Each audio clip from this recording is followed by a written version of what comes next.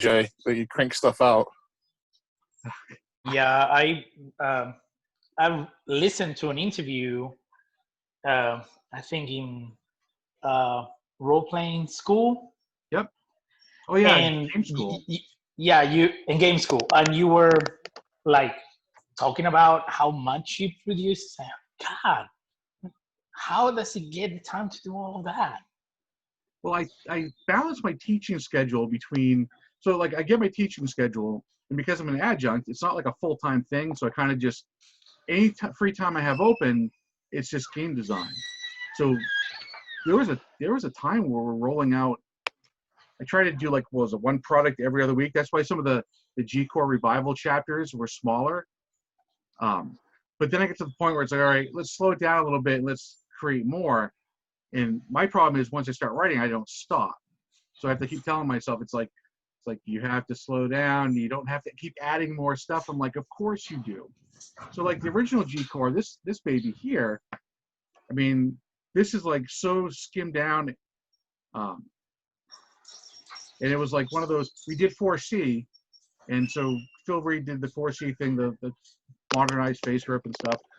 And then everyone was like, let's OGL it. And then within like they didn't OGL it, but within like a week, there were like 5 or 6 versions of it out there. So I'm just like, heck this. I'm not gonna play around with it. So I did this up instead. And of course, that led to this thing, which then led to, I have it here. And then that led to this thing. So, but yeah, Do you know when G-Core X is going to be available in Amazon? Not yet, because I'm waiting for that artist. You're going to. Yeah. So the run on drive-through is a limited run, just because people are like, oh, we want the print copy or a print copy. So pretty much what will happen is when the new cover gets thrown on there and it goes to Amazon, there'll be a variant cover. They'll take it to conventions with me and stuff. Some people are pretty picky about where they order from. I personally don't like drive-through, just because I prefer to have a traditional publishing company. And I have one ISBN left just for G-Core X. So, because we published so much stuff over the years, so it's kind of like this is where we're at now. But I'm going to use I got the cover artist who did Stairs of the Immortal, and he will be doing in theory, doing the cover for the new G-Core X. I just need to get him a concept piece sent over to him. So, I was talking to him yesterday. I was like, I just want to secure you. I don't care the turnaround time on this. I know you're busy. It's like, I just want to make sure that I have you, and at some point we'll get this out. So that's all I care about. So. Well, keep me posted. I'll get it as soon as it's ready. Yep. Yeah, the G-Core X definitely was more of a better. I honestly, it's by far the best version of G-Core that I've done. So. It's nice. I like it. Especially after I looked at G-Core. Oh, actually, I didn't even have G-Core Prime over here. That's probably a good. Oh no, I did have G-Core Prime. Oh yeah, and G-Core Prime. So G-Core Prime, I thought was good, and I didn't double check my wife's editing, and this is not her fault because she is not a gamer, and like half the rankings were fricked up on it, so I dumped it. I was like, okay. So when I did G-Core X, I literally went through chapter by chapter, like one chapter a week, and I would not allow myself to go to the next chapter until I finished, like proofreading, adding, and whatever. So, which is why G-Core X turned out to be what 200 something pages, almost. So.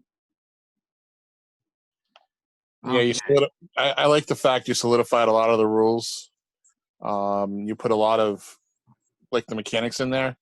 I always like I was a fan of G-Core once I started playing it at TotalCon. And my kids like it. We had set up some Transformer files before, and we played G-Core Transformers a lot. Yeah, so that was fun. I try to get Flint Dill to play G.I. Joe Transformers for a charity fundraiser, but it's gonna end up being Cyberpunk Red G.I. Joe. But yeah, I was like, well, unless you want to play Transformers, Flint, we can do it this way. So, yeah, I like the fact that one of the things I always wanted to add to G-Core was the location things, and so I did a video, I don't know, a couple weeks ago that talks about the Marvel Legends Showdown. They have like these location cards, and I thought it's like, wouldn't it be neat if locations had a rank? So when you're going to like a hospital or whatever, you can add that rank of that location to like any rolls of anything crazy you're doing.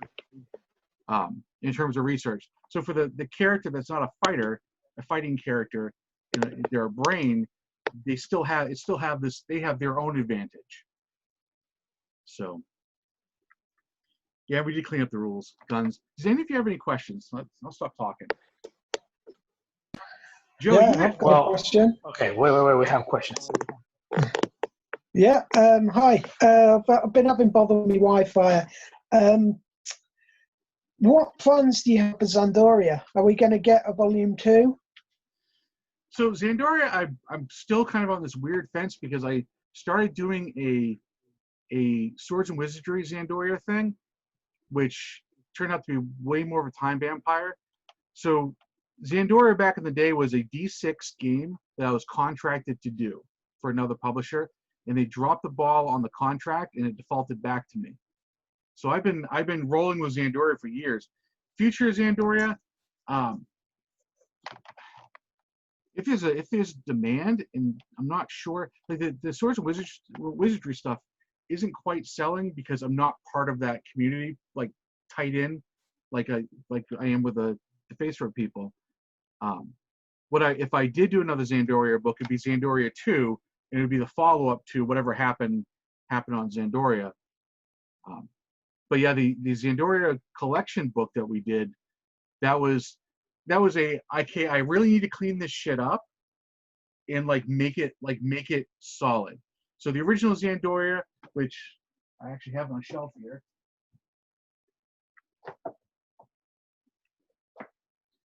Oh, all right. So this was fusion based. This was crap. This was fusion based too, and this was crap. So then when I don't even have a print copy of Zandoria, the collection, because I actually gave that to Jeff Talanian from Astonishing Swords and Sorcery, because he actually likes Zandoria. Ah, yes, that book there. There you go. It's right by my bed, dude. I've been engrossed. So that is like the Absolutely engrossed in it. Love it. That is the Phantasy Star 1 tribute game. And so Zandoria 2 would be like a Phantasy Star 2 tribute game, and so on and so forth. I think Zandoria Galaxies was a Phantasy Star 3 tribute game. At one point, I literally had like all this stuff printed out for Phantasy Star, and I was like, how do we make similar monsters and similar themes? And then with Zandoria, I was like, okay, we're gonna have the similar map. It's like, but we really need to make it its own thing. You see, I wasn't familiar with the computer game at all. Oh, it's a Sega I game. got the feeling that it was like Legend of Zelda almost, with the shops and everything like that. Yep. You definitely captured that vibe. I think that's why I enjoy it. You just got to make sure that all your characters pick up dance numbers throughout the game. So. But it's a really cool book. I love it. I've bought them all. I bought all your POD stuff that came out just before Christmas. No, before April. Now you asked about Chronicle 00 Book 1. I was going to ask about that as well. Okay. Yeah. What's the deal with that? How do we make it more G-Core? All right. So this is what happened. Okay. So I worked for Artel Syrian Games back in the day, and I worked on Cyberpunk V3. And so Cyberpunk went away along with everything else because Mike went over to Microsoft and then DigiPen. So I started working. I said, I'm going to do my own Cyberpunk game. I had never played Cyberpunk before until I had played V3 or something at Icon. And so I researched for 2 years all this crap for Chronicle 00 Book 1. And it was supposed to be a prequel to a fusion game I did years ago. And so I'm getting ready to publish the damn thing, and Mike calls me, and he's like, hey, Jay, guess what? I'm like, what? He's like, I'm coming back. We're going to do Mechton and Cyberpunk. I'm like, fucking hey, dude. It's like, no! Like, I'm getting ready to launch this Cyberpunk game, and now you're telling me you're coming back. And he's like, yeah. It's like, so I had to send it to him to be approved, to make sure we weren't treading on any of the Cyberpunk 2020 stuff. And so he greenlit it, so we published it. Of course, now I'm working on Cyberpunk Red, and so it's like I can't really do Chronicle 00 and do Cyberpunk Red, just because I don't want people thinking, oh, I took this from that and blah blah.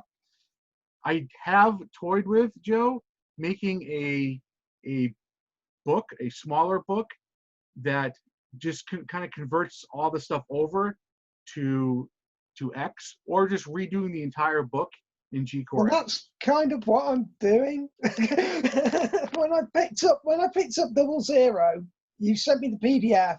Straight away I went into it and I was like, man, it's ace. I love it. But I'm already changing it to make it play out more like G-Core. So I've done like the multiple dice things with D4 times 10, D6 times 10, D8 times 10, yeah. D12 times 10 as well, and corresponded extra attributes in the. I just put together little simple PDFs basically in my document files, and I send all those about to whoever, wherever. You're pretty active for, like, you're one of the most active fans we have. Hey, Dan. Bless you. Dan, it's time to dye your hair. You're looking gray, or you need to shave it like I do. I know. Dan was the youngest looking dude out of all of us until today. Dan, for all of you who bought the stuff, have been buying the print stuff, thank you very much, because I'll tell you, we put a lot of effort into this stuff. My business partner does our taxes, so Jason Mercanian, without him, we wouldn't have a company. But my wife and I put a lot of time into this. Benny has put a lot of time playing with us, and when I have ideas or whatever, Daniel plays with us at conventions and stuff. Without you, the fans, we don't have G-Core. And even if it's just 4 fans, I mean, at one point we only had like 1 fan for G-Core. In fact, there's this gent here, Kurt, who just came in. And we only, like, Kurt would email me. He's like, hey, Jay, could you add this to G-Core? Wouldn't it be cool if G-Core had this? Within a week, it would be, like, out there. It's like, here's this. This is how it works. So you, the fans, are what make it happen.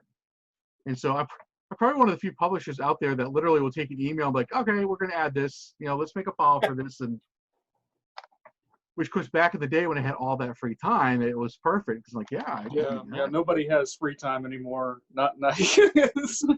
I know we're all in quarantine, and like it's like, I'm too busy.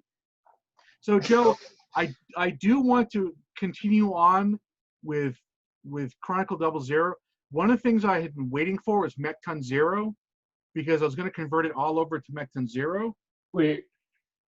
But unfortunately, Mechton 0 is in this limbo state, and one of the agreements I had was so I could actually do Chronicle Xenomorph Invasion, which was the original, and do that in 0 and stuff. So I actually have written material and all the science stuff done for Chronicle Book 2, which is after the basically someone detonates an EMP and it fries the servers and kills everybody that's linked up. So if you have cybernetics on Earth, it kills everyone who's got head implants. And so like they start getting off world. So it's more of like a kind of like going out and doing like the Wild West out in space, setting up colonies, getting mining operations up and running. Just kind of like the building step game of where we go before we start going and exploring deep space. That's crazy, because you could actually tie all that in with Zandoria as well, couldn't you? Yep. Which is pretty epic. Do you know the irony to Zandoria is? In the original Guardian universe back in the 80s when we played, Zandoria is where all the evil went in the universe. So you'd be on the Guardian Earth killing villains and killing evil things, and they'd be sucked to Zandoria. So every now and then when my players would get out of control, it's like they get dropped on Zandoria. So Cartel, who, if you've read Guardian Universe Revival, I think he's mentioned in there, but Cartel was like God on Earth during cosmic imbalance. So he just like snapped his fingers and sent people to Xandoria, and then they have to figure out how to get back. But Xandoria was like a desert planet that was just nothing but evil. And it was kind of like a jerky thing to do to That's people. cool. And now So I Xandoria is its own game. I don't know if you've addressed this anywhere else, Jay, but I really digging the art that you've been putting up. The sort of Sentai inspired stuff, and I was wondering, is that going to be like a standalone campaign, or what is that? Phantom Earth War. So if you have Guardian Universe Revival, like the setting PDF or the book, Volume 1, it mentions the Phantom Earth, which, so Deimos, like my Thanos style character, he uses the power of the Eternal to create a double Earth. Doesn't realize he's done it. He's just like, let's play around with this thing and see what happens. So he created a copy of Earth, like literally everything here. And as the humans were starting to form, he realized, oh shit, I'm creating a planet, and stopped the process. So all it has on the Phantom Earth is, it has everything. So my rubber ducky that's on my desk would be on this Phantom Earth. But there's no people, they're just shadows with no souls. And so the Phantom Earth War is the basically ending the Phantom Earth, like dealing with it, because it's on the other side of the universe, other side of the galaxy, just floating around. So it's in a parallel orbit, so we never encounter it. So the Phantom Earth War brings back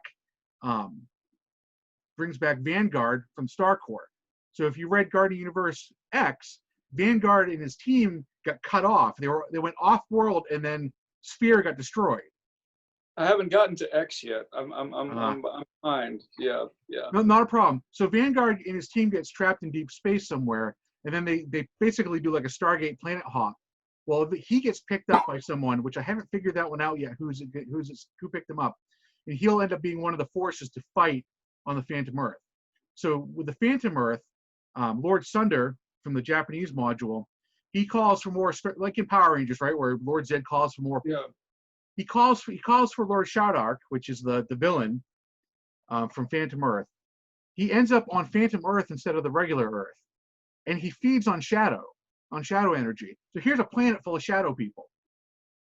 So he's absorbing the energy from the shadows. Meanwhile, there are humans that are trapped on this Phantom Earth from an anomaly, which is mentioned in Revival, and they think the world's ended. So they don't even know that they're on another Earth. And so they're all been moved to Johannesburg in South Africa into a massive refugee camp where they're basically held prisoner, to be like made a sport of. And meanwhile, there are other elements fighting the Sentai stuff. That's going to be a mix of Vanguard and his team, who there'll be a new hero type with some, not hero type, but a new origin with kind of like the Galactic Guardians had in one of the side modules. There will also be a Power Ranger type team. In that case, there's the hero that was on Earth that would have been in the Japanese module, who ended up going on a hike in the woods and being stuck on the Phantom Earth. So now he's taken up arms against the demon horde. So Phantom Earth is going to be this big thing of everyone fighting demons. Meanwhile, Megaloglon, that living planet that got destroyed by the Eternals in Guardian Universe X, he is looking to use it as a weapon against the Eternal Church of Life and to destroy them. So we're basically going to take a massive war on this planet that eventually leave it hurling through space to go do something else. So yeah, it's going to be lots of Power Ranger stuff, dude. I've been watching Kamen Rider and all the Sentai shows on Pluto TV. Yes, I Pluto. On their. So wait, Kamen Rider is on Pluto? Yep, on their. I missed Yeah. this. It's what do they call it? It's Shout or something like that. It's Shout TV's network, and they just Holy play crap. 24 hours of Super Sentai and Kamen Rider and everything. I totally missed. I haven't watched Hulu in like 3 months, so I've totally missed out on this. Yeah. I think G.I. Joe is getting played on YouTube somewhere. Is Yep, that G.I. something Joe's to do free. with G.I. Joe is just being streamed constantly? Yeah. Wow. 24 hours Yeah, a day. G.I. Joe's on YouTube. I'm totally behind on all this. all the G1 Transformers are all on Tubi. Like that's another app that you can download. Yeah. And- Yeah, we had problems with that in the UK. I was using Tubi, and then Europe came along and just started messing with it or something. I don't know, but I have problems getting Tubi now. Yeah, bummer. Tubi's got all the G1 Transformers, and I'd say at least 75% of the old '90s anime that like Wow. like they have Akira and they have Golgo That's the stuff I 13. collect. Huh? What's that? I collect all that early stuff. It's the early stuff I really like. Yeah, me too. Oh man, just the Yeah. I watched Wicked Hirotsuki City for the first time in Doji. years. Sweet. Oh, okay, hold on. Great. Wicked City. You're going to see lots of themes from Wicked City and Phantom Earth Wars. Eh, Sweet. I got to say one thing. I've known Kurt for years. We've talked on the phone. Kurt, it's finally nice to see you live, face to face. 20 like 20 years. 19, 20 years. Yeah. It's going to be 18 years because I met you after I met my wife. Okay. Because it was when the first TBS book came out. Yep. Yeah. So this is great. It's actually nice to actually see you. And thank you for the video, by the way. Oh, sure. Yeah, I tend to ramble a little bit, but my students have to put up with that. I kind of feel bad for them. I post my my videos for my students, and I just kind of ramble, but You know what's funny about your video, right? So I was teaching public speaking when your video came out, and I'm sitting there and I was counting all the ums on my hand, and I'm like, oh my God, Kurt, what are you doing? It's like, oh wait, no, it's like because Kurt and I both teach, so because you're a professor, aren't you? I'm a lecturer, which means that I'm the perpetual non-commissioned officer. It's how I explain it. Yes. Yeah, Yes. and Dan is a Transformers and Gundam junkie. So Joey's perfect. And by the way, Dan, I have a Shockwave action figure I am so disappointed with. It's hollow in the back, dude. I just bought it from like By the way, Walgreens. Oh, that's awesome shit. That's the entry level figure for like little kids. Oh. Yeah. That if you want to, I'm trying to like if you I'll send you a link. There's one called Quakewave.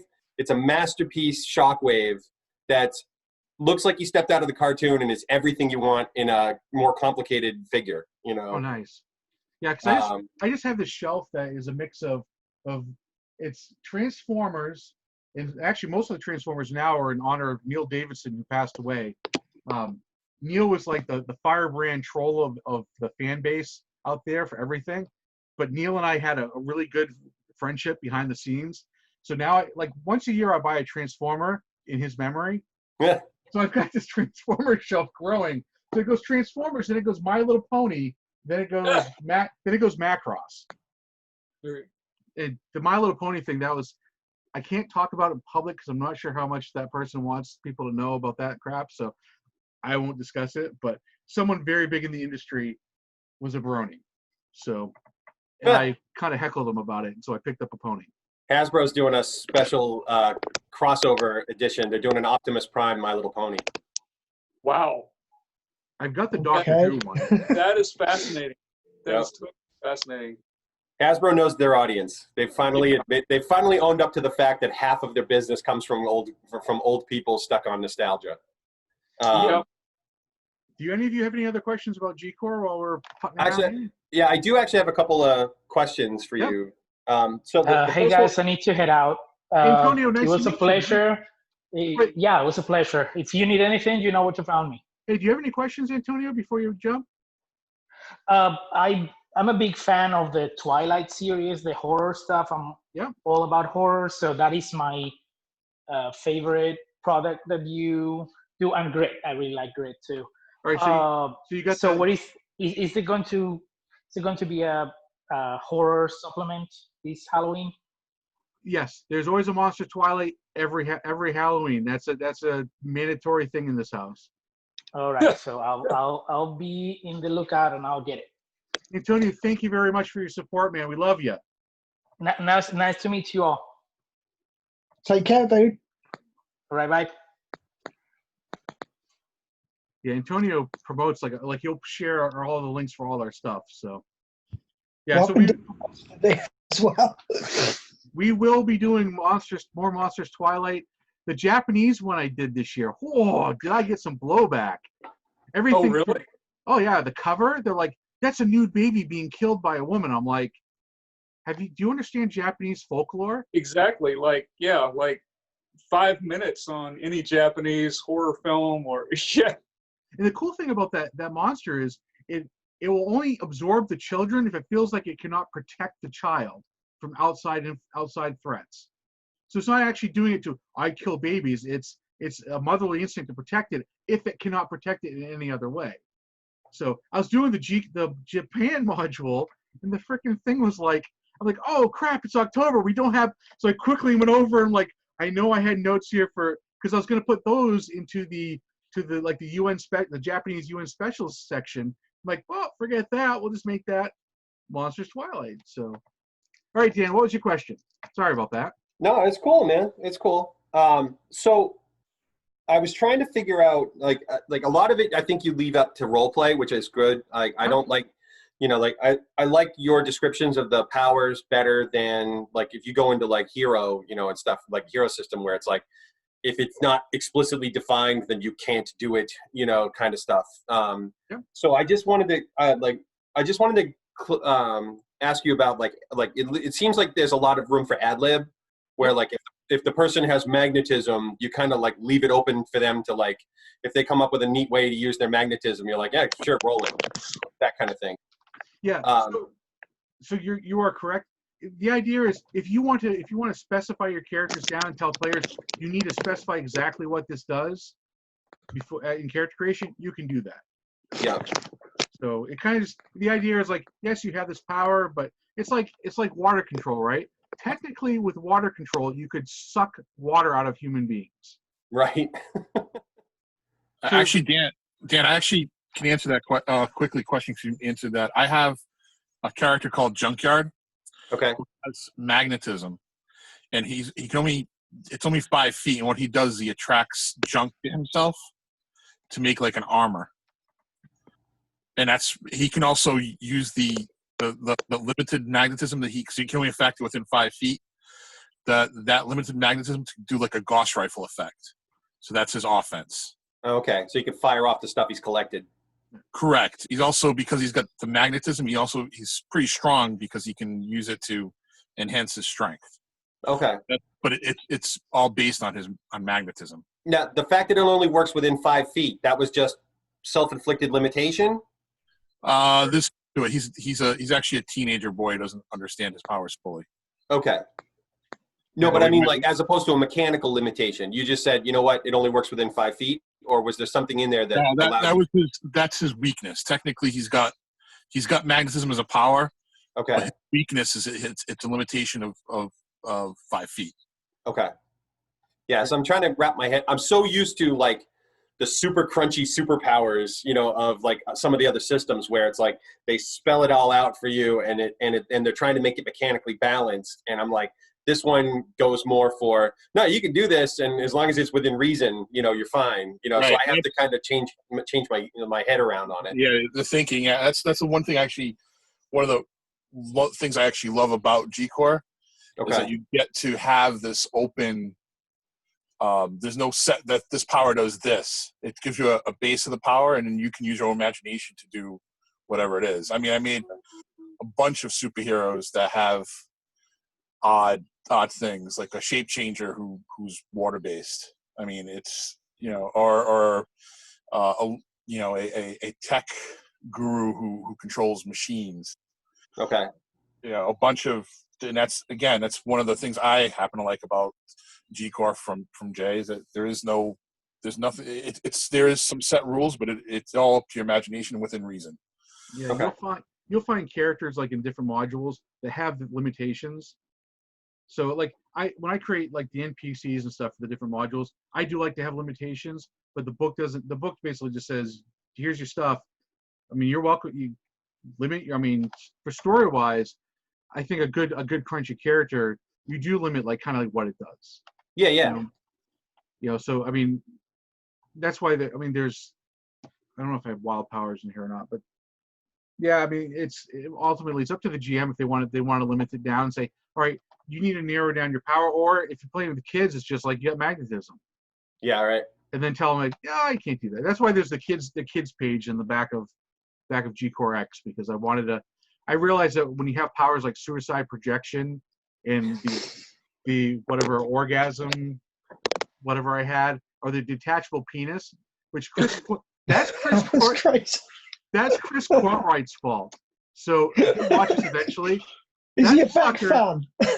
He's like, he's like, you need to have an undead character class. So a lot of the the origins we have in there is because Joe created this massive freaking list of, Jay, how about this, and Joe went on and on. So yes, Joe, a lot of this stuff was like, so between you and Cartwright, I'm like, so I put the undead thing in there, and I happened to be listening to King Missile at the time, and so the detachable penis song came on, and I'm like, No. That was Yep, it. King that's Missile, it. yeah. Classic. Let's see how many people pick up on this. It's like, he didn't complain when God was the supervillain in the original story arcs for the old G-Core, or the old Guardian universe. So I highly doubt they're going to notice a detachable penis. Yeah, I'd probably bang on about horror far too much, but I grew up with it as a kid. I've just had a love for it forever.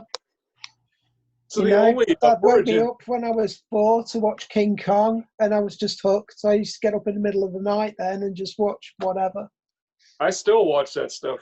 Oh, It's I love it. on HBO Max. They have all the old Godzillas. They have the original King Kong. They have, they actually added the Kurosawa movies. Oh, mad, yeah. Yeah, I got yeah. a few of those. Dan, what's your next question? Okay, so the the other one was for DMing in general, was setting difficulties, like trying to get like a base idea of like what's reasonable, what's not reasonable, as far as like, like I get the basics, but I'm just trying to like, is there a hard and fast rule that you use as far as like deciding what the difficulty of a task should be? Did I put a difficulty table in here? You might have. I thought so, but I couldn't tell you where it is. I know. I think you did. It's like when we go to conventions and people ask me questions about G-Core, and I'm like, I have to look that up, and they're like, didn't you write the game? Like, no shit, but I write other stuff, guys. It's like, it's not. You're right. This. It's somewhere in here. In theory, there is a table, but Okay. Usually what I do is I kind of just have a basic idea. Like, you look at the ranks, like for the game, anyways. Mm-hmm. And so anytime I do any type of task that might have a challenge to it, I always grab a D10. It used to be you just roll above the difficulty, and I didn't like that. And actually, I switched this over to you roll a D10 for like with the static, and then you compare the two player and then your roll in the total. Because I was watching Tim Kask run something, and he did that, and I was like, that's a great idea. It's like, actually that works, and that will create a randomness to the difficulties. Okay. So you have the benchmarks, but then you're rolling a D10 with it versus the player and whatever their stuff is. Because what was happening is players were doing ridiculous things, like succeeding with low level characters. Yeah. So it needed to be upgraded to that randomization of. So that's what it all boils down to. Is you kind of look at it, it's like, is it like a super hard task? Is it not too hard? What character from Marvel could do it, and what stat do you think exemplifies that character? Like Captain America, right, has certain stats, and then you can use that as your difficulty. Yeah. You see, this is why I brought in the roll with advantage or disadvantage. It's so like you're rolling multiple D10s, because I think people just love rolling dice anyway. And when I've run the game on several occasions, I've let people roll like 3 D10s, pick the highest or pick the lowest or pick the middle number, and that's the result. So you could decide whatever you could decide. Well, you're having a disadvantage for that. Pick the lowest, and I think 3's a nice amount as well. I see a we're gonna have to do an advanced box set at some point. We're gonna be like, it's like, Joe, come here. Let's start talking advanced box set and what exactly, look at your stuff and see what you Well, got here. I've just slammed in some extra bits and bobs. Like I've started using D4 times 10, D6, like I said earlier. So that, like, using multiple dice. I haven't gone as far as D20 times 10, but it was in the back of my mind to do that. At one point, It'd be really cool fun. James Some Carpio. powers work lower and higher and things like that. Have you guys ever played Eternity? Or Alternity, there we go, whatever it is. No, I've not Alternity? played Yeah. that. Yeah. I've read it. I read the original, but never actually played it. James Carpio and I had talked at one point about making like a generic modern rule set out of the Alternity stuff. So when Joe says that, it kind of reminds me of like the multiple dice department, which of course a lot of that stuff ended up in Top Secret New World Order. So, Yeah, they did that. That's right. which I worked on. I did the skill list 12 hours before I left for Gen Con 50. No joke. That was one of those. I got a phone call from Carpio, and he's like, he actually had some stuff going on, some health issues, and they really wanted to get it out. I'm like, yeah, I'll help you with it. And by the end of the day, I had the whole thing done. So they watched me type live at Google Docs, power typing. I had multiple windows open. I'd never researched so much crap in my life, and I was like, "Oh my god!" It's like, if this doesn't end up in the book, I'm gonna flip my chickens. Because I got so much stuff I've written out there for companies that hasn't been published, and I'm just like, well, if it goes in, it goes in, cool. If it doesn't, it doesn't. But I wanted to help out James. So, any other questions? So Oh, the good. only origin that I think is missing from the book is Gestalt. There's not a Gestalt origin, is there? And actually, I think because Joe had asked about wanting one of those, and so I'll address that right now for both of you. So that's a power. So all you do is you create whatever number of characters you have, give them all that power, and then they can merge together to form their. Okay, cool. Yeah, and then Yeah, there's that's no nice. like straight up mecha creation rules. Like you have the sentient mech origin. Yeah. But like mech pilots and such, that's not in the book. I can play GoBots. Okay. So Well, I'll I'll tell you what, I've actually got in my doc file various ways of creating weaker, stronger characters. I love the old Marvel roll 2d10 percentile, and you roll on those tables. So I've created heaps of those. I must have about 8 or 9 of those in this little file that I've been working on. And that'll give you pilots and all sorts. It's got different strengths of normal guys, if you like. So Kurt, let me guess. This is what I'm getting from you. I'm going to do a two-pager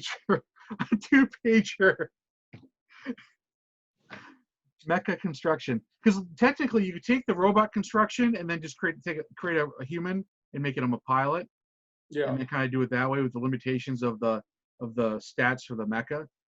For the robot, because I still had that in there, because I had the robot creation, because actually robot creation came from you to begin with, because you had asked about it back in the day. I finally refined it enough. I'm like, yay! I'm thinking Kurt will be happy, and then Kurt's like, Jay, I want to pilot mecha, not be a mecha. It's like, I like the. Isn't that just a super big battle suit though? You could do it that way. I mean, mecha is basically just Iron Man, on a different scale. Well, that's what David E. Martin said in Ultimate Powers book. He actually makes that argument. Is he still alive? Yeah. He actually posts on. You're on that list, the Marvel Canon projects. Yeah. Unofficial Canon project. Yeah, he posts on there. Oh, he must have me blocked. And he. Because I don't see him anymore. And he, a couple of days ago, he actually commented on something I posted on my page. I couldn't tell you what it was, but I know he made a comment. But no, he in Ultimate Powers book, he made that argument in '87 that mecha are basically just giant Iron Men. But but if you go the Macross route, you've got them changing forms and stuff like the sentient mecha. What I like about the sentient mecha is the I can't remember what you called it, Jay, but well, you're big, or whatever that was, where the mecha can step on people. I thought that was cool. Yeah, that was the sentient mecha has a hard time, like walking in someone's house, Yeah. Like you get all the scenes out of Transformers 1 and Bumblebee, Yeah. The other one that I was thinking of was, and this, I know obviously you can't publish this, but before I started trying to stat out, every DC and Marvel villain or hero that I wanted to play with, do you have like a collection of previously made, like Marvel and DC characters that have already been He statted does. out? He Essentially? does. Yeah, without Check He out. plays a Marvel game at Total Con, right. and there's somebody here in my room that wants to thank Jay.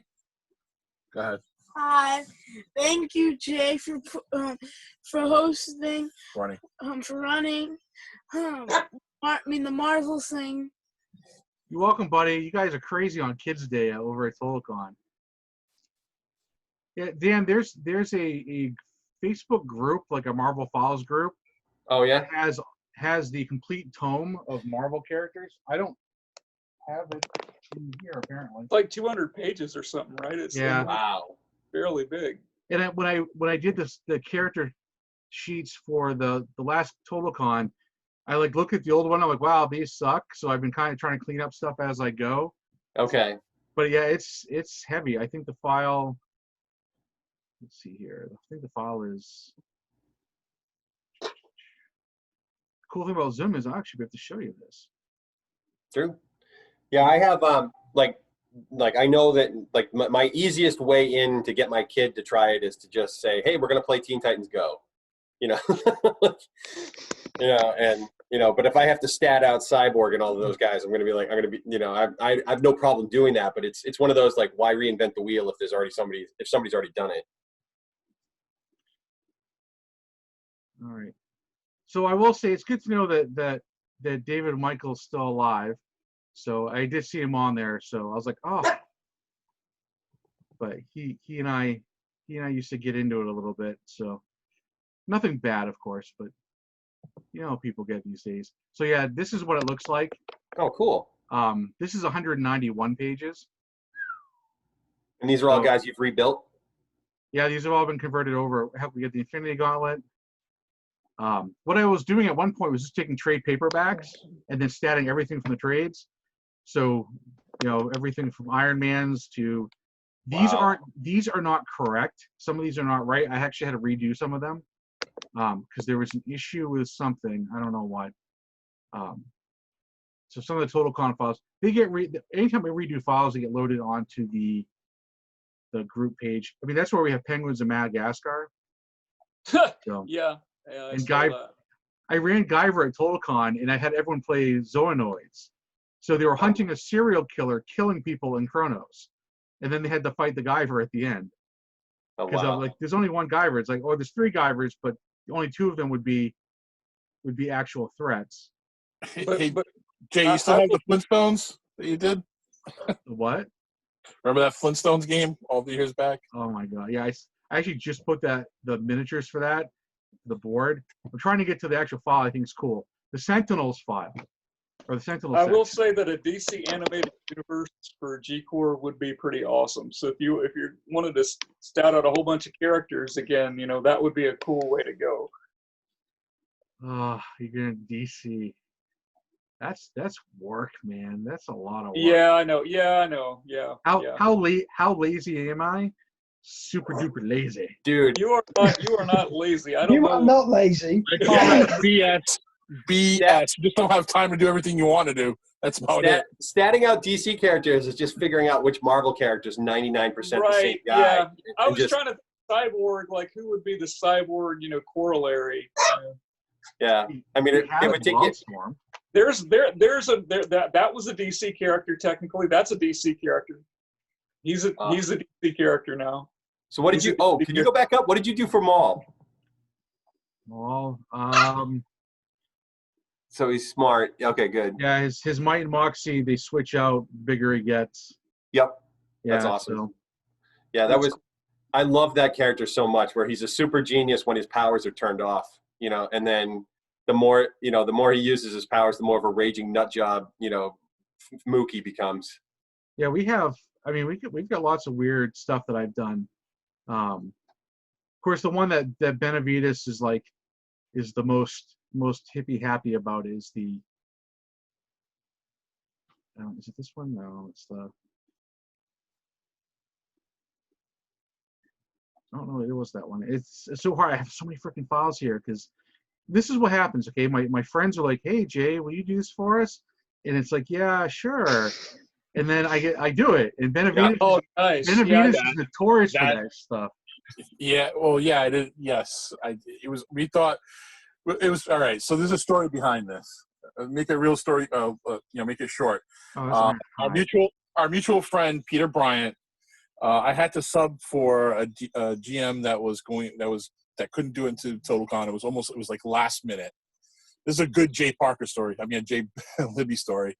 Jay Parker. Yeah. So anyway, the GM couldn't make it to TotalCon. Last minute, they asked me to fill in for this GM, and one of his games was G.I. Joe versus Transformers. It was supposed to be a Cortex game. I, until recently, have never played Cortex, but I played G-Corps. And Peter suggested that, Jay must have all these files about G-Corps and G.I. Joe. So I just went, "Hey, Jay, do you have these files?" He goes, "No, but I'll make them." And it within, 3 or 4 days, he made like almost all the Joes, almost all the Transformers. Like, what do you need? And I listed off like a bunch of them. And I wasn't like the most popular ones that popped in my head. There was like 20 of them. And sure enough, he did it. Then we're like, G.I. Joe needs vehicles. Can you get me stats for vehicles? And like a day later, he had stats for most of the G.I. Joe vehicles. It was just awesome. It was. I was just so impressed. I'm still impressed. And to this day, I still use those. I printed them out, and I still use those cards. I still play with my kids those cards. They love them. They'll swap them around.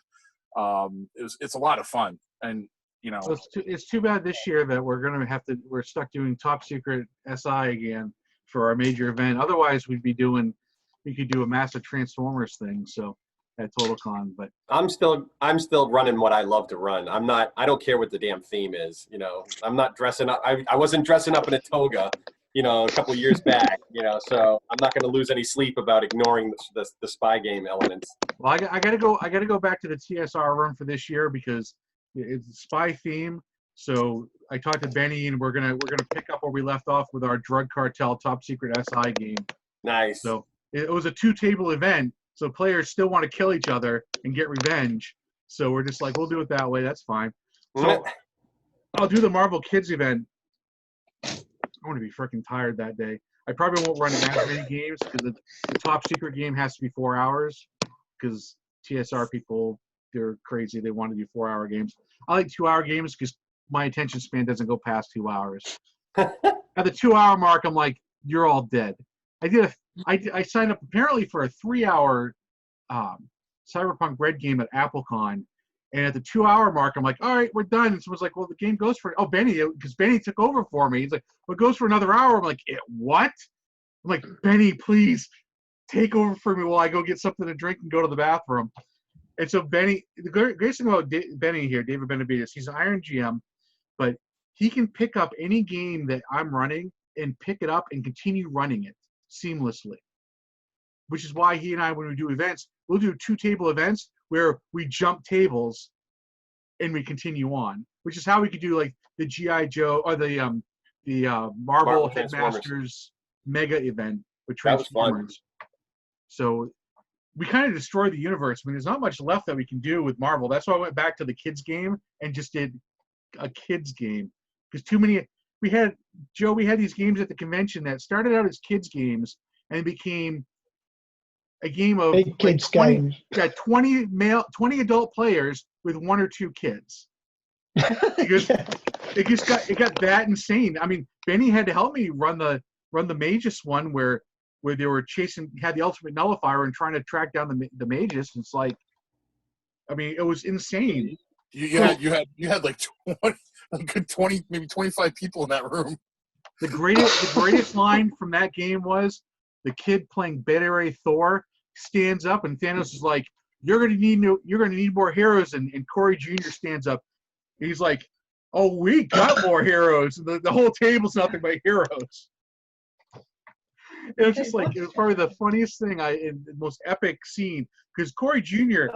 is tall. He's taller than I am. So when he stood up, everyone's like, "Oh, damn!" And Corey just laid it out there. So That's great. any other questions about G-Core? Or what we're Yeah, doing? man. Yeah, I was just thinking, are we likely to get a print-on-demand copy of all the G-Core X add-ons that you're doing, or have I got to buy PDFs? Or I feel really bad because I only collect print-on-demand stuff. I very rarely buy any PDFs. Do not apologize, because I believe Kurt is also one of the people that's like, "Jay, it needs to go to print." And Kurt's kind of, and honestly, Kurt's one of the reasons why we have these PODs from Drive-Thru right now, because Awesome. like, Cheers, Kurt. I promised Kurt a long time ago it will go to print. Now, initially, I had a plan set up for a printer and a distributor, and it fell through because of other things going on. So I don't blame that person. It's just things got crazy. So I went to Drive-Thru. It took me what, 3 months to get all 3 volumes of Goulash out there. But you got them out fairly quickly. Yeah, Like, absolutely. you know. It was amazing. Because I didn't bother doing like all new files. I just went through and added the Right. CD because I'm like, there's no way I'm rebuilding these. I did add new art to some of the stuff because I had been going through and replacing crappy art with better art. So there was that thing. G-Core X is going to come into a massive tome format. I might do it around Christmas time, just because Phantom Earth War is going to take me a little bit, because it's not just going to be like the first module that comes out will be like kind of like the set up the story, and then there'll be a module. I want to do one for Johannesburg, one for the different each team that's out there, and then one for Tersky and yeah, and then I'd probably do the campaign module or whatever. So that's going to take a little bit of time. I'm not going back to regular Earth for a little bit, mostly because at this point it's like players need something to do. If I just keep dumping, like Revival needed to set up the story arc, because Guardian Universe has been going since I think mid 80s. I can definitely say I'm such a noob. By 89, Guardian Universe was secured as that was our campaign universe we played in using Heroes Unlimited. Wow. So Wow. it started as Marvel, and then within a month it went to HU, and then it stayed HU, then it went to Fusion, and then Revival was one of those, okay, I'm happy with G-Core, it's time to actually make a sequel to the 1985 and 1992 story arcs. So I had to set up the entire universe in those tomes, which came out to 1,000 pages. So, Wow. and now that it's set up, so all G-Core X's is 5 years later. So you got a new president, you got all new stuff going, you got stuff starting to happen, new stuff. You've got Omega out there now that's flying around like Superman, policing the world. So there's a whole new dynamic of like what's happening. And then the next story arc for Guardian Universe X will be whatever the Guardian Universe, whatever the designate will be, and that'll be 5 years later. And that'll be. This is crazy, because here in the UK, I was a Base Rip fan. I started playing D&D when I was like 10, and someone introduced me to Base Rip, and I've never really looked back. It's the best system going, and what you've done with it is just awesome. Yeah. Superb. Yeah, it's fantastic. And there's now like about 3, I mean, counting G-Core, there's like 3 or 4 games that are derived from it, you know. that are out I there. can boast I have the most material out of all of them. Yes, you do. I even beat Without TSR's doubt. release. You have, releases. yes, yeah. Which is why we can say that you're not lazy, because you are the only one writing it. It's not like Yeah, you've got a team absolutely. of like 6 or 7 people. Yep, we have one like weeks of writing, and then we do weeks of art, and then it's back to weeks of writing. So I'm trying to get back into this writing thing, and whew, I'll tell you, after playing StarCraft and doing lots of art, it's like my brain teaching. My brain's like, writing. My department chair sent me 3 Japanese music CDs Oh, because Phantom Earth is heavily Japanese themed because Lord Shadok is on Mount Fuji. He basically sheared off the top of Mount Fuji and put his temple there. Have you got some Guitar Wolf there? No, I got Man of War. Okay. Well, Guitar Wolf are Japanese. They were crazy. You see, it's funny because I got a friend of mine sends me. He's like, you need to listen to Baby Metal, which I tried. And look, I like watching gritty anime, but I sure the hell don't like the anime music. But Guitar sometimes. Wolf's a bit more. It's Guitar Wolf for a bit more heavy blues, rather than going all out metal. But they're seriously good fun. They Yeah, were because- put on over here by one of the guys from the Blues Explosion, and he was bringing bands over and putting on nights. Really good. Yeah, I bet. Heavy metal is definitely one of my guilty pleasures. no Which more one? no more Lady Baby. I'm done No. with that. Dan? About 9 months ago, I discovered Unleash the Archers by accident. It's a really great power metal band from Vancouver area, and they're fantastic. And they did a concept. Their last album came out 2 years ago, and it's a concept album. And I loved it so much. I'm listening to it, and I'm loving all the themes. Like every song is about this immortal, evil goddess who's coming back and she's got this chosen guy who's her vessel who goes out and kills everybody. And I'm sitting there like just started taking notes. I'm like, okay, here's my next D&D campaign. Like I've got the villain, I've got the main bad guy. Like so I statted out like all of the stuff. I'm like, okay, let's just do this. Like this is great. I'll go back listen to the album again for inspiration. Like, okay, this is the next step. I had a student introduce me to Sabaton. And I love Sabaton. I've heard of them before, and I was like, so he sends me a whole bunch of links, and I'm like, so I put the first one on, I'm like, oh, I know this song. And I was like, oh, okay. I mean, because look, I listen to everything. I listen to country music. I listen to rap. I mean, look, I do ICP and Wu-Tang Clan in the morning. there you go. So it's like Sweet. my wife's like, when I'm like, hey Siri, play Juggalo Island, and she's like, oh, not again. I'm like, every morning when I get up, make my PB&J and grab my drink before I start working, I got Juggalo Island blasting. Ah, And then of course, it depends on what I'm like. I only listen to music based on whatever genre I'm working on. So if I'm doing fantasy, I have an 8-hour playlist of harpsichord music in classical, which, yeah, I know. And then when I'm doing cyberpunk stuff, I have a cyberpunk playlist of the Cyberpunk album by Billy Idol, and then all the Bubblegum Crisis music, the good stuff, not There that you go. crappy stuff. And I listen to that in loop. When I worked on Top Secret New World Order, I had 007 playing in loop, 12 hours of loop 007. When I'm doing art, if I'm doing like dark art and stuff, I listen to like Notorious B.I.G., Ice-T, Five Finger Death Punch. I have a playlist of just music that's like the FU music with lots of violence and like fuck you, I'll just swear, fuck you music stuff. There's lots of that. If I'm writing like stuff that needs to be more mellow, I have a mellow playlist. Listen to lots of yacht rock when I'm like, okay, my playlist of anger is making me personally angry, so I need to defuse that, because music does inspire. It also inspires you to be angry or be passive. So Yep. Pluto TV has an 80s station, and on Sundays, yacht rock all day long. Which I don't work on Sundays, but I've been getting into Mayhem just lately. Been listening to a lot of that. With what's going on with current events, I think mainly. But I've always loved thrash metal anyway. Napalm Death were a big British band. Mean a lot to me. I know Napalm Death. My hillbilly friends that I grew up with all listen to Napalm Death. And you were talking about country. I discovered a band totally randomly called Powder Mill. who are absolutely hilarious. They're really good. It's dubbed as talk music, and that's really good fun. I like their stuff now. So something that I want to clarify, because fans aren't sure about this. I haven't done a video about this. So the Moxie stat. The Moxie stat is this. Right. Of course it is. It is based on the drink.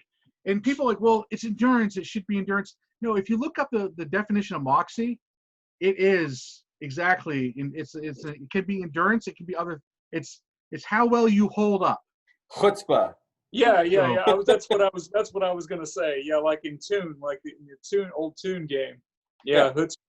When you say Moxie, I immediately think of The Thing. Like he's like the perfect example of somebody with more moxie than strength. And he's wearing the painter shirt. See, Kurt and I go way back. So our nerd level is like it's been the Well, same. we're the same age too. I was thinking about this morning. It's like we grew up on different sides of the country, but like the stuff that we encountered as kids is pretty much the same. Pretty much the same stuff. I've got this student, right, who sings gospel music and stuff, and I actually shared his link on my professional page, Antoine, and I asked him to send me a list of, because I grew up on like Motown and stuff, so I asked him to send me a list of music that I could, something maybe I've missed, because I have a great Motown playlist, and so he sends me this list, and it's all music I used to listen to in high school, like all of it. I'm like, dude, this is just like, so he and I are about the same age. So I told my wife, it's like, yeah, Belle Biv DeVoe, and she's like, I don't recall any of their music. So I put on the song Really? Poison, and she's like, oh yeah, I remember this song. It's like I didn't listen to it, but it's like, so he and I listen to all the same stuff. So yeah, I listen to everything. So all of a sudden lost Joe. My now uncoupled partner, that I was coupled with until very recently, she and I are basically the same age, but she refers to my music as old man music. Kurt, do not let anyone tell you it's old man music. We are seasoned, my friend, seasoned. Besides Benny, I think Benny's older than all of us. So isn't he like 50 or 60? It's yeah, still my wife hurts. is old too. So It still hurts me when I hear songs from the early '90s played on the classic hard rock station. Right, Guns N' Roses. It's like Sweet we listen to Child Golden of Mine. Oldies. I'm like, where Yeah. the frick is cheating hard Golden Oldies? Yeah. Like I'm like, oh, I guess the 20-year rule does apply to these guys. I haven't heard Limp Bizkit on the classic rock channel yet, but that should be any time now. Well, I think it was last year when my students were, born, their date of birth was like 2001 or something like that. It's just like, what? Yeah, same with me. When I first started teaching, I used to joke. I'm like when I first started teaching, I would always say like, okay, so how many of you were born before 1985? And I'd get like 2 or 3 kids, raise their hand. How many of you were born after 1985? And most of the room would raise their hands. And I say, all right, so you have to remember that my memory of the 80s is the same as your memory your memory of the 90s. It's like the 90s were everything. And then now I've got kids where I'm like, so how many of you remember 2005? And a bunch of them, are like, oh, I was only like 3 or 4. I'm like, oh God, And it's like with the whole quarantine thing here. I know you've got it in the UK too, but my whole thing throughout all of it's been, I was an '80s latchkey kid. This is not that big a deal. It's just like this is. Yeah. This is I was how indoors grew all up. the time. This is how I grew up. Dan, I got one for you. So I was teaching this class, and this kid had the same name as someone I went to high school with. And so I read the kid's bio, and he grew up in the town where I grew up in.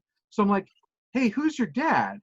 And so he said his dad's name, and I knew his dad. I was friends with his dad in high school.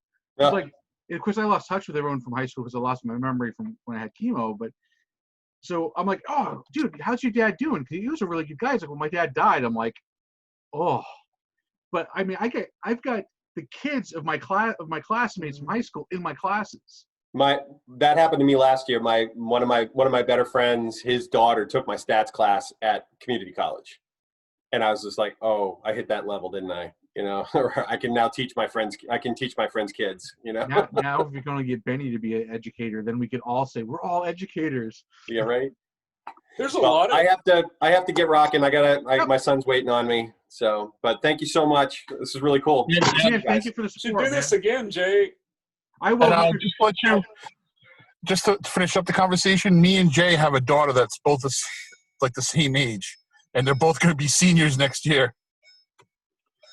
I will set up a game online, maybe a session, Sweet. like so that way we can play. I've That'd be been awesome. I've been toying with it, but we will get to that. Thank you all of you for coming today, and Thank you. I'll jump ship too because I got All right. 5 teenagers coming over that I have to cook for in a little bit. So I've I got- got a bathtub. I start the semester on Monday, so I've got stuff to do myself. So Well, good luck. Mine Awesome. already started. You're lucky. All right. Take care, guys. Thank you for Thank your you so much. support. Thank you so Take care. much. Thanks for all your work, Jay. This is great. yeah, definitely. Without you guys, it wouldn't happen. So Thanks, man. take care. Bye bye.